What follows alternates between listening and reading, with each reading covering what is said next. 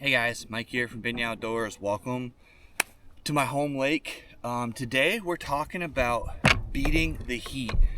This time of year it's a pretty popular topic on YouTube, but no one really truly tells you exactly what you should look for. They just tell you, go thicker, go deeper, but they don't really show you. And I want to kind of make a video telling you guys exactly how to do that. The first suggestion I can make when it comes to fishing hot temperatures is be selective on your time if that's an option. Now I know not everybody has the liberty to choose when they want to go fishing. They have to fish when they have windows to go. But if you do have the option, you have basically two windows of time that I personally think are better. Daylight. And when I mean daylight, I mean if you have the ability to get up early and hit the body of water long before daylight. Like, be out there when the sun is coming up. You should have already been fishing for an hour. Those bass are going to move around a lot more in that dark condition. They don't have the sun beating on them. The water temps are going to be a little bit lower, and in my opinion, they tend to get a little bit more active. Depending on the body of water you're fishing in, you also may have frog activity and other insect activity that's going to draw those bass out. Now, if you can't do that, you're like me and you absolutely freaking hate getting up early, then my next suggestion is late. But what I personally like to do, and it does suck a little bit, I will admit, I get on the water around noon, 1 o'clock. So say dark is 8 o'clock. I try to hit the water with 5 or 6 hours. I cruise around and I really try to find where the thickest overhead cover is. And I get an idea of what's moving around in that area. A lot of the times those big fish are hanging out under pads, deep under docks. They're on ledges, they're in deep water. But when that sun starts to go down, those bait fish start to move around a little bit more. All of a sudden, they start to come out of their haunts. They start to come out of the areas that they've been living in all day, and they start moving around. So what I like to do, I go cruise around, try to find some fish during the middle of the day when it's warmer, because also a lot of other anglers have left for the day by 1 o'clock. They're so hot, they're irritated, they've gone home. Those bass do pattern us as much as we pattern them. So sometimes hitting the water at the time that everybody else is leaving, those early morning guys are rolling out, sometimes those bass have patterned the fishermen on that lake and they're there after everybody leaves for the morning run. The next thing you want to do, you want to be positioned in a place where high percentage areas, lily pads, submergent vegetation, like I said, overhanging limbs, all of that. Get yourself in a position right before dark, hunker down, try not to move around, try not to make a lot of noise. Just hang out, do some fan casting, move up slowly, and when that water starts to cool down, when that sun is just no longer really visible, those fish will turn on, and suddenly you will have the day of your life. And it's really, really interesting how that works. There's some bait selections that will come into play, and we'll talk about that in a little bit. For right now, I'm doing the midday part, so let's see if we can go find some fish.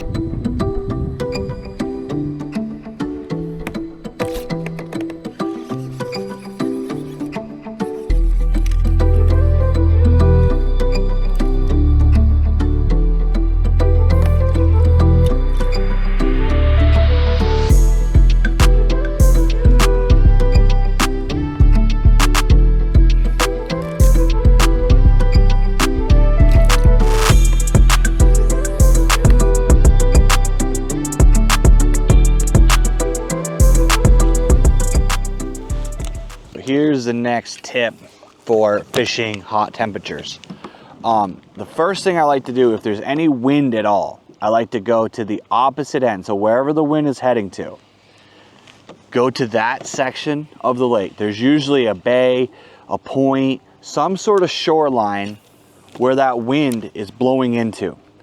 Find whatever constitutes overhead cover, whether it's branches hanging over top, a lily pad field. even if it's just submergent grass, that is still overhead cover to a bass. So, and what I mean by submergent grass is if you get into an area where, say there is 6 feet of water, but 5 feet of grass, those fish will tuck down inside of that grass. That area has more oxygen. That's something that's important. That's what those fish are looking for. 2, the bait fish, and there's a lot of other activity that's gonna happen around that. But more importantly, just like a human, bass are looking for shade. They're looking for a way to get out of the sun. They don't wanna be in that direct sunlight. They wanna cool down, they wanna mellow out, and they wanna wait for food to come to them. Well, if you go to the end where all the wind is heading, the bait fish are gonna follow that current, and then if you find that grass edge, you find a wind-blown grass edge, a lot of the times you will have fish hanging out along that.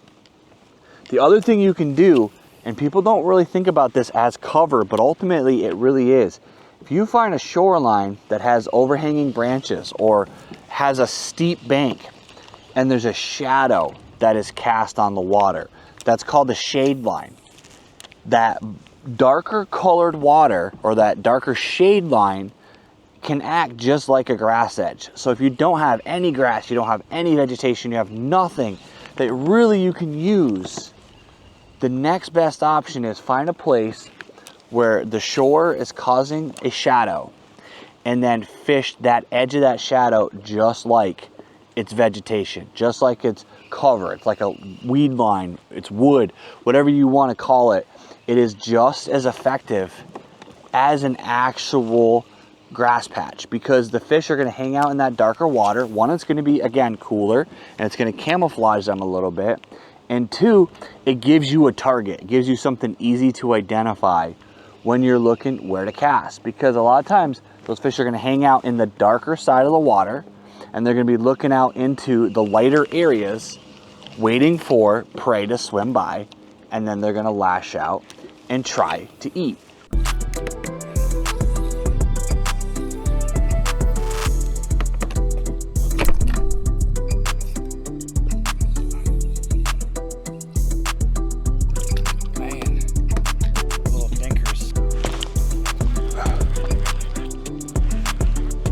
Even though it's a little guy, still caught me a fish on Kitech. Right on cue, start my camera and there's a fish. This is an exciting fish catch for me because chatterbait is probably my single favorite way to catch them and move around. But yeah, let's talk about the technique that I just used to catch that fish. Maybe you fish a body of water that doesn't have submergent grass, doesn't have all the things I was talking about earlier.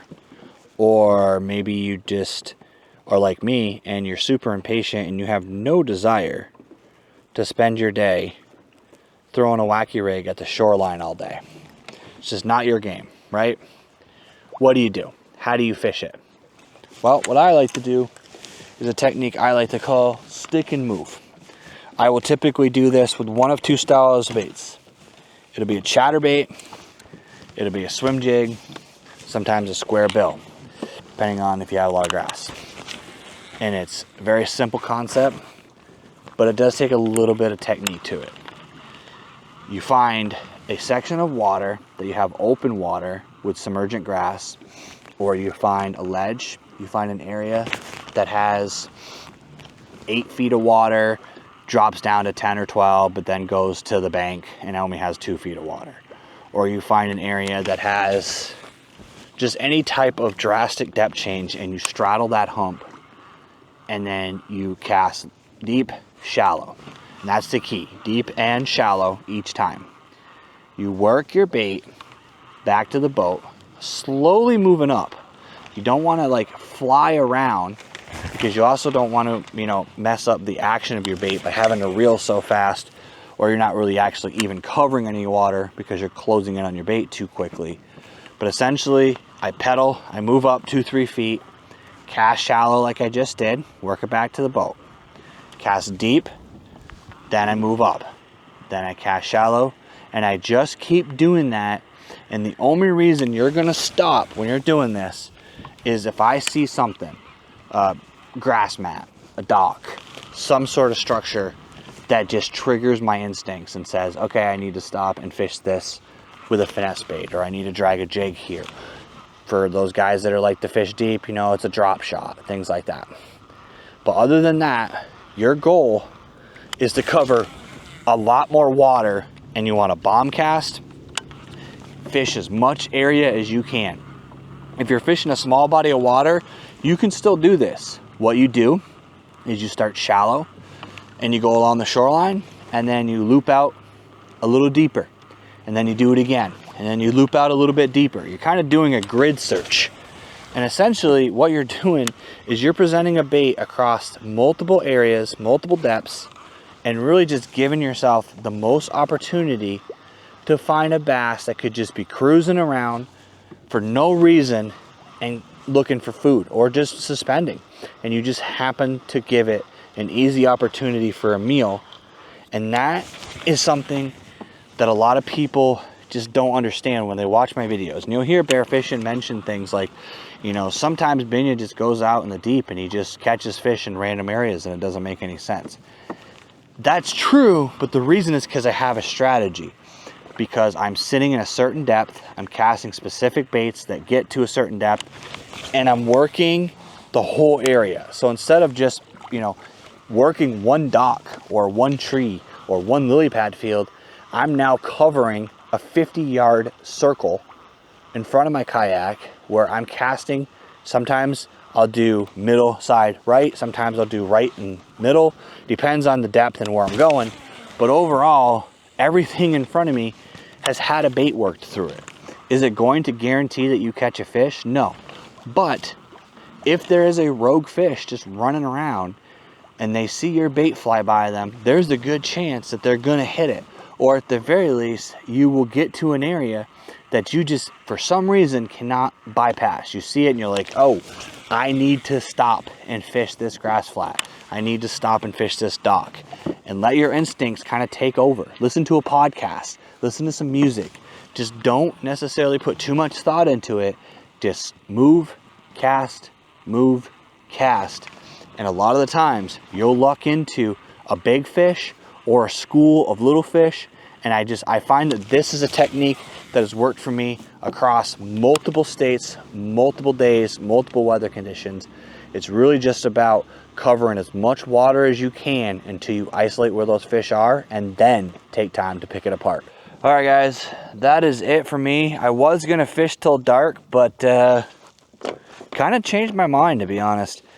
Got a long day ahead of me tomorrow, because tomorrow I am going to fish with Bobby Roast Beef from Jigs and Bigs. We're going out in the Lund, and we're gonna go fish on Lake Champlain. So I'm actually gonna get off the water a little bit earlier than I planned, pack up my baits, and go on a trip in the new boat, in the beef boat.